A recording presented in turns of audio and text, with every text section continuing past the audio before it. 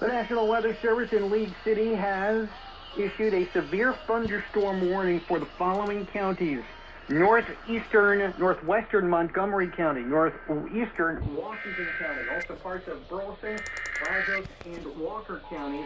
At 8:50 a.m., a severe thunderstorm was located 8 miles northwest of Anderson, moving south at 30 miles an hour with potential wind gusts up to 60 miles an hour. This concludes activation of the Houston Area Emergency Alert System.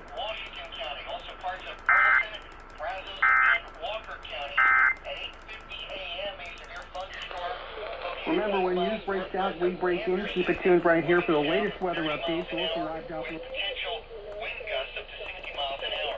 This concludes activation of the Houston Area Emergency Alert System.